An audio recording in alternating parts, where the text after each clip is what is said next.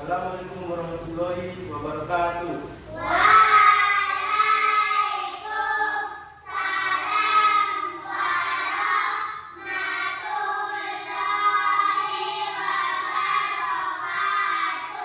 Selamat pagi anak-anak. Pagi, Pak.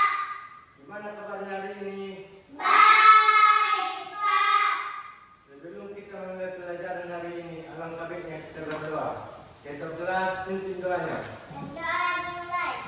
Bismillahirrahmanirrahim. Raditu billahi rabba wa bil islama dina wa bi Muhammadin nabiyyan wa rasulah. Rabbil zidni ilman warzuqni fahman. Amin. Kita menyanyikan lagu Pancasila. Berdiri semua anak-anak.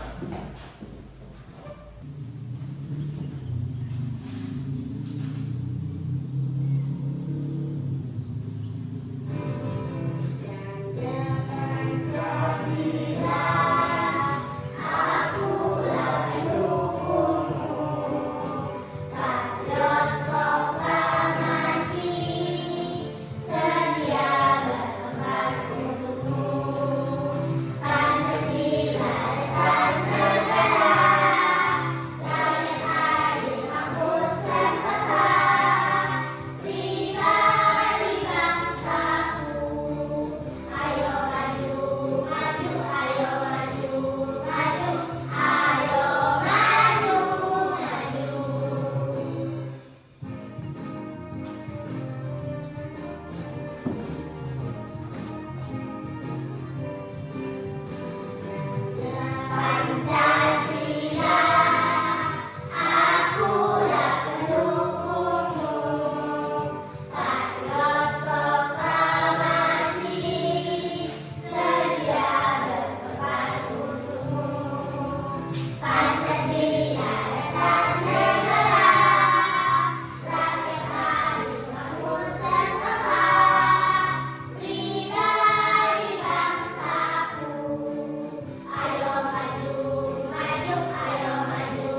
maju, ayo maju, maju.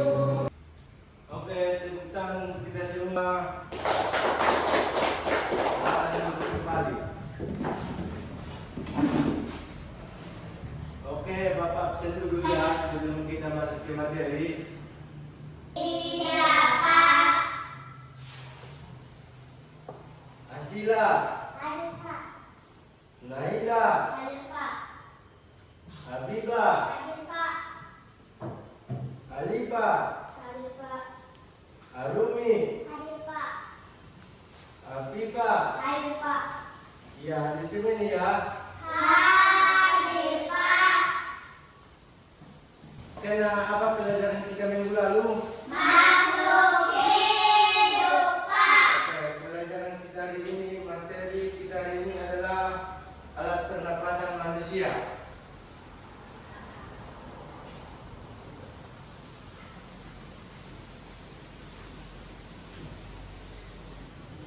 Oke, nah di sini kita mulai pelajaran alat pernapasan manusia. Bapak akan kita kajian ke depan ya.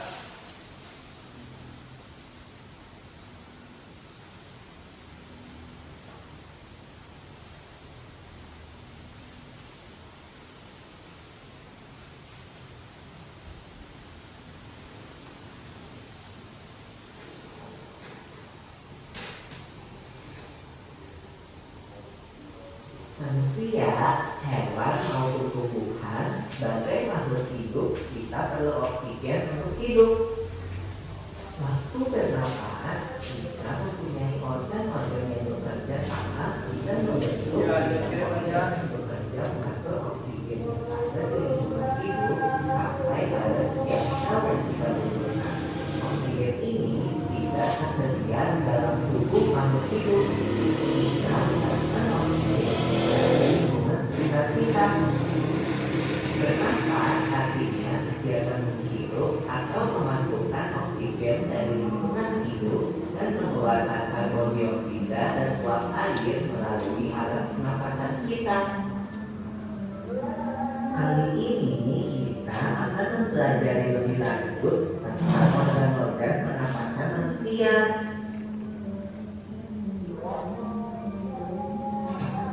Lula, kamu tahu nggak kalau alat pernafasan kita terdiri atas hidung, pangkal tenggorok atau laring, batang tenggorok atau trakea, cabang batang tenggorok atau bronkus, dan paru-paru.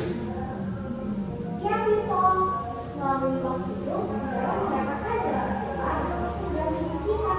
Tapi selain itu, udara juga dapat keluar masuk melalui mulut loh. Namun, jika kita bernapas menggunakan hidung, akan lebih baik loh, Pito. Karena terdapat tubuhnya dan rambut-rambut halus. Rambut-rambut halus ini berfungsi untuk menyaring udara yang mengandung debu, kotoran, dan kuman penyakit. Benar sekali Lula, selaput lendir berfungsi untuk mengatur suhu udara yang akan masuk ke paru-paru dan mengatur kelembapan udara agar sesuai dengan kelembapan tubuh. Itu juga jalur yang langsung terhubung dengan alat pernafasan berikutnya, yaitu tenggorokan. Tenggorokan merupakan alat pernapasan manusia yang kedua. Pada tenggorokan terdapat laring atau pangkal tenggorok dan batang tenggorok atau trakea. Pada bagian dalam dinding batang tenggorok terdapat selaput lendir dan rambut-rambut halus yang selalu bergetar yang berfungsi menghalangi benda-benda asing yang akan masuk ke paru-paru. Pernahkah kalian tersedak? Kamu pernah nggak Lula? Pernah banget, Pito. Itu kenapa ya, Bebe? Tersedak merupakan gerak refleks untuk mengeluarkan kembali benda atau makanan yang masuk ke saluran pernafasan. Oh, aku tahu. Gerak refleks adalah gerak cepat dan otomatis yang menanggapi rangsangan dari bawah organ kan? Iya Lula.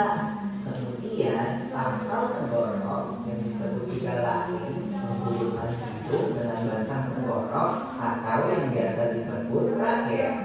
Pada ujung trakea terdapat bronkus, yaitu perjalanan yang menghubungkan trakea dengan paru-paru kiri dan kanan.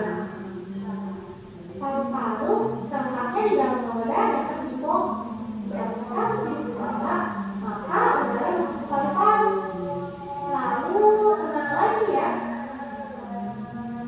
Melalui bronkus menuju cabang dari bronkus yang disebut bronkiolus dan berujung pada gelembung paru-paru yang juga disebut dengan alveolus.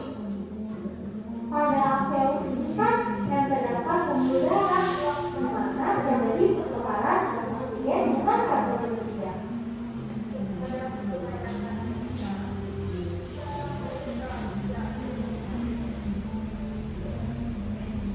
Well, Pito, tahu nggak kalau sistem pernapasan kita terdiri dari dua kan? Yaitu sistem pernapasan dada yang pernah kita lakukan dan juga sistem pernapasan paru. Jelasin dong, Pito, apa sih perbedaan keduanya? Pernapasan dada terjadi karena gerakan tulang rusuk oleh otot-otot antar rusuk. Pengambilan udara terjadi saat otot antar rusuk berkontraksi atau menggaruk, sehingga tulang rusuk terangkat ke atas menyebabkan rongga dada dan paru-paru membesar. Oh begitu, berarti pengeluaran udara terjadi saat otot antar rusuk berrelaksasi atau menggerut. Saat itu, tulang rusuk turun ke posisi semula, menyebabkan rongga dada dan paru-paru mengecil kan? Ya, benar sekali. Lalu menurut kamu bagaimana dengan pernapasan perut kita Lula? Aku belum yakin banget sih, Pito. Jelasin dong. Pernapasan perut terjadi karena gerakan otot diafragma, yaitu sekat yang membatasi antara rongga dada dan rongga perut. Pengambilan organ yang berfungsi menghalangi benda-benda asing yang akan masuk ke paru-paru. Pernahkah kalian tersedak? Kamu pernah enggak, Lula? Pernah banget Tito. Itu kenapa ya? Nah, di sini Bapak akan menjelaskan mengenai sistem pernapasan adalah rangkaian organ yang bertanggung jawab untuk mengambil oksigen dan membuang karbon dioksida. Ini penting untuk menyediakan energi yang diperlukan oleh tubuh. Ya, selanjutnya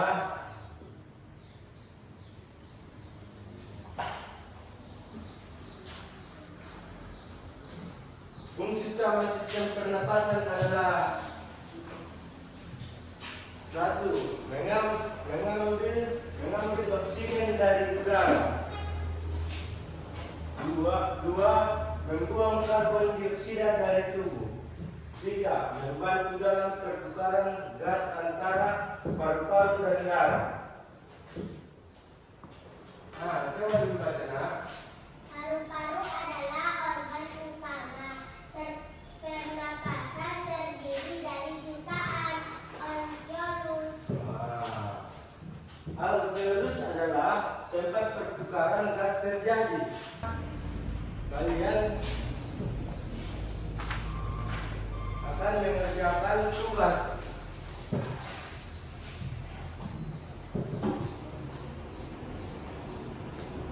Dan dikerjakan ya, nak.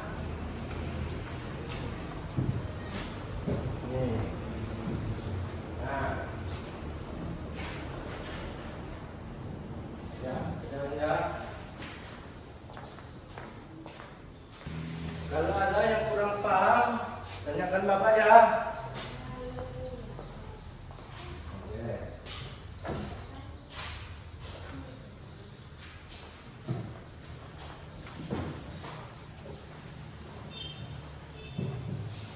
Ya, tugasnya sudah selesai. Sudah, Pak. Oke, Bapak kumpul ya.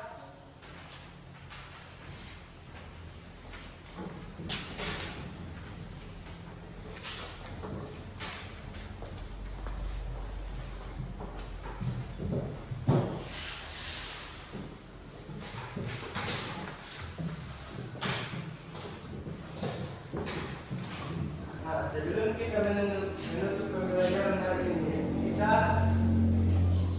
briefing dulu ya. Iya, Pak. Nah, coba berdiri semua.